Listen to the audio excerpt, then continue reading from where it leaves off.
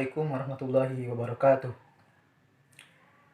Kepada Dr. Hajah Yati Haryati MPD yang saya hormati, kepada teman-temanku yang saya cintai, yang saya banggakan karena Allah Subhanahu wa taala.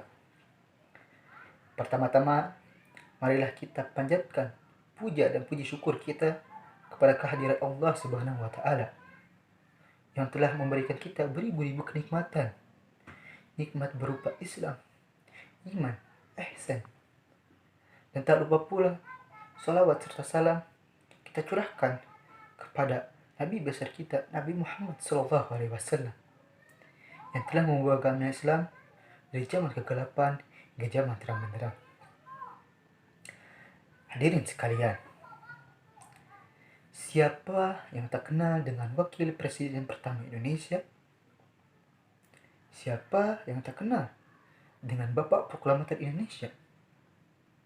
Ya, dia adalah Muhammad Hatta, atau yang biasa disebut dengan Bung Hatta. Selain dijuluki dengan Bapak Koperasi Indonesia, beliau mempunyai julukan si kutu buku karena rajinnya beliau dalam membaca buku. Hingga dalam sehari, beliau dapat menghabiskan 6-8 jam hanya untuk membaca buku. Hingga timbullah sebuah anekdot. Istri pertama Bung Hatta adalah buku. Istri kedua Bung Hatta adalah buku. Dan istri ketiganya adalah Rahmi. Dari anekdot tersebut, mencerminkan bahwasannya Muhammad Hatta atau Bung Hatta ini sangat menyukai akan membaca buku.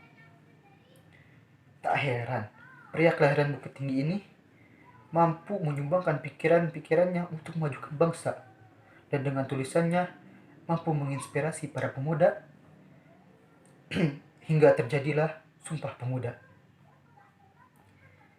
Sepenggal kisah tersebut berasal dari orang yang rajin membaca buku, yang berpengaruh untuk memajukan kehidupan bangsa yang bermodalkan membaca.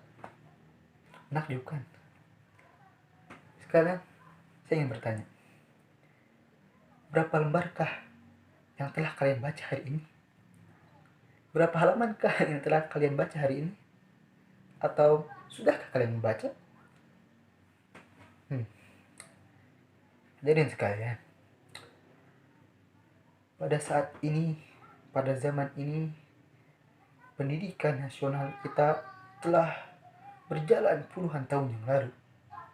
Selama puluhan tahun lalu tersebut, sudah banyak berganti kurikulum, dari kurikulum rencana pelajaran hingga kurikulum 13. Namun secara umum tetap tidak merubah wajah pendidikan nasional kita. Karena apa? Karena kurangnya minat pelajar dalam membaca. Pada tahun 2016, UNESCO menempatkan Indonesia pada urutan kedua terbawah pada literasi dunia, yang artinya minat membaca masyarakat Indonesia tergolong rendah.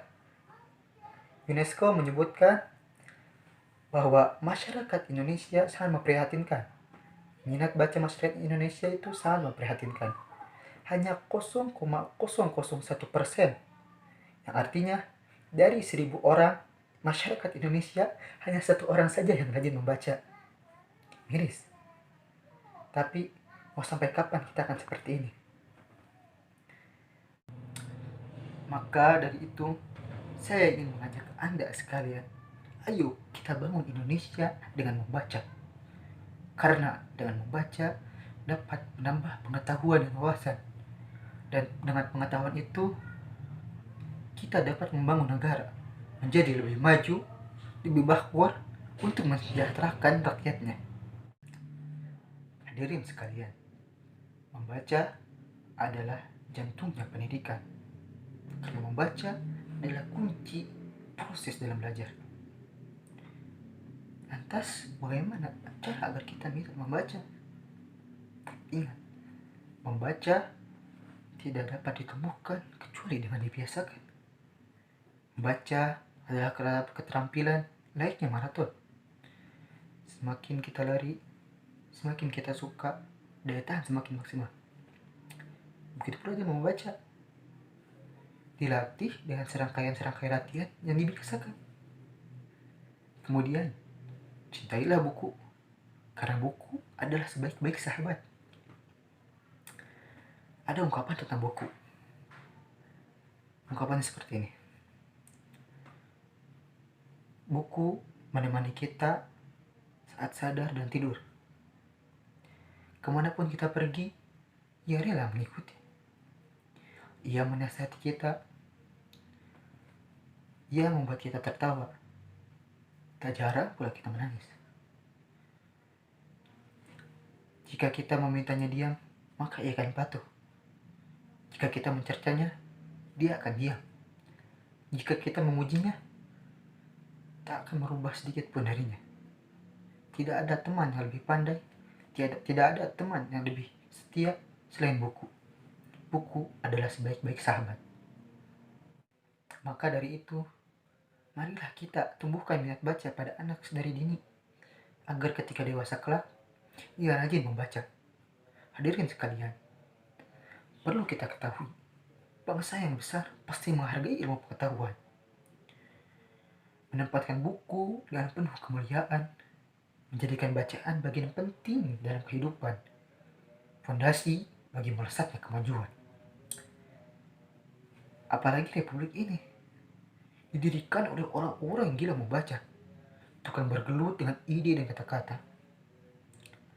Sudah seharusnya kita serius pada literasi, menyiapkan generasi yang cinta argumentasi. Jangan biarkan anak-anak tumbuh dalam taklid buta, yang dididik untuk tunduk begitu saja. Dengan budaya membaca di atas rata-rata, sebuah bangsa mempunyai modal untuk menjadi istimewa. Bangsa yang berwawasan luas dan terbuka, yang tak minder dengan kehidupan ini.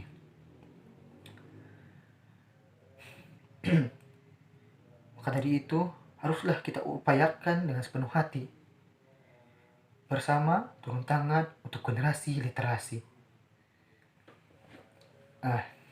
Mungkin itu saja yang saya bisa sampaikan. Kurang lebihnya mohon maaf. Dan terakhir, cintailah buku, rajinlah membaca buku, tanamkanlah minat baca pada anak dari dini, agar kelak dewasa ia menjadi rajin membaca buku. Kurang lebihnya mohon maaf. Assalamualaikum warahmatullahi wabarakatuh.